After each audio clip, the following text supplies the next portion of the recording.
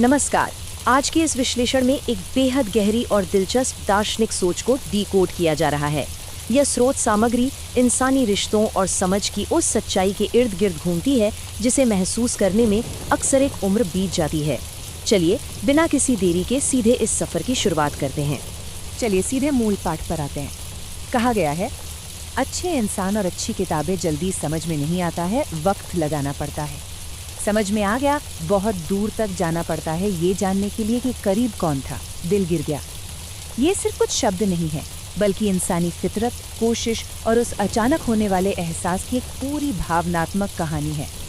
अब यहाँ स्वाभाविक रूप से एक बड़ा सवाल उठता है, ऐसा क्यों होता है कि जीवन की सबसे मूल्यवान चीजें पहली नजर में अपनी असली कीमत नहीं दिखाती?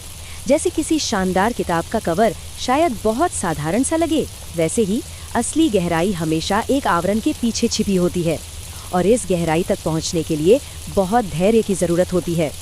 भाग 1, किताबें और अच्छे इंसान, छिपा हुआ मूल्य। अच्छी किताबें और अच्छे इंसान, इन दोनों में ही प्रवेश करने के लिए एक अदृश्य बाधा को पार करना होता है। सच तो ये है कि न तो किसी गहरी किताब के पन्ने पलटते ही उसका पूरा सार समझ आता है और न ही किसी इंसान से बस एक दो बार मिलने पर उसकी असली नीयत का पता चलता है। जल्दबाजी में राय बनाने की इंसानी आदत अक्सर इन दोनों के असली मूल्य को नजरअंदाज कर देती है। भाग 2, समय का निवेश, आवश्यक प्रयास। इस पूरी बात की कुंजी इन शब्दों में छिपी है, वक्त लगाना पड़ता है।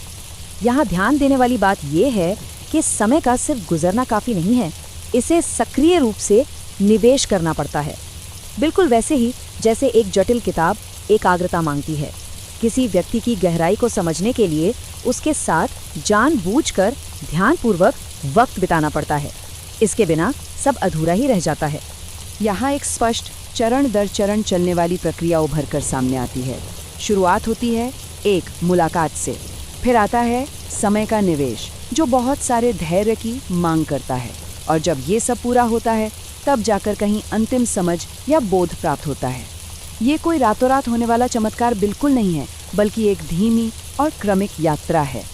भाग 3, दूरी की विडंबना, सही दृष्टिकोण की तलाश। आगे चलकर एक बहुत ही चौंकाने वाली विडंबना सामने आती है। बहुत दूर तक जाना पड़ता है ये जानने के लिए कि करीब कौन था। ये एक बहुत भारी विरोधाभास है।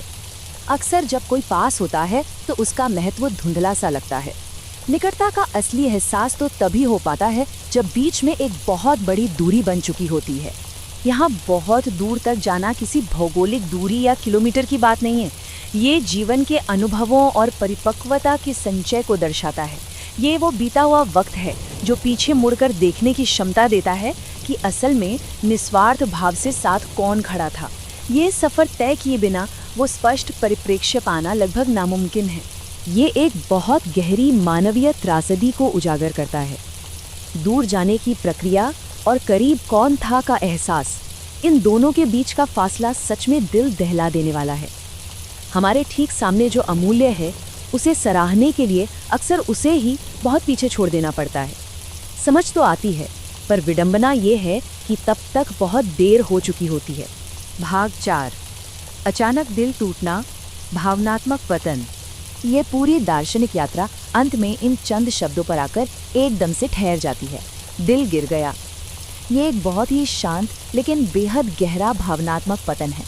जब ये एहसास होता है कि जिसे समझने में इतना सारा वक्त लगाया और इतनी दूर आ गए, वो तो हमेशा से ही सबसे करीब था, तो भीतर कुछ टूट सा जाता है। ये देर से हुए एहसास का बहुत भारी बोझ है। इस दिल टूटने की स्थिति की कई गहरी परतें हैं। ये महज एक पल का दुख नहीं है, बल्कि इस बात का दर्दनाक परिणाम है कि जब तक किसी चीज़ की असली कीमत समझ में आई, तब तक वो हमेशा के लिए खो चुकी थी। जो बेशकीमती समय उन सच्चे रिश्तों के साथ बिताया जा सकता था, वो उन्हें पहचानने की इसी प्रक्रिया में बर्बाद हो गया। ज्ञान मिलने का ये क्षण किसी जश्न का नहीं, बल्कि एक भारी त्रासदी का होता है। अंत में इस बात पर विचार करना बहुत ज़रूरी हो जाता है, क्या दिल का ये टूटना सच्ची समझ हासिल करने की एक अनिवार्य कीमत है? क्या सच्चे रिश्तों को पहचानने के लिए इस दूरी और दर्द से गुजरना ही एकमात्र विकल्प है? ये सोचने पर मजबूर करता है कि कहीं इसी क्षण हम उसे तो अनदेखा नहीं कर रहे जो हमारे सबसे करीब है। इस विचारोत्तेजक प्रश्न के साथ आज का ये विश्लेषण यहीं समाप्त होता है।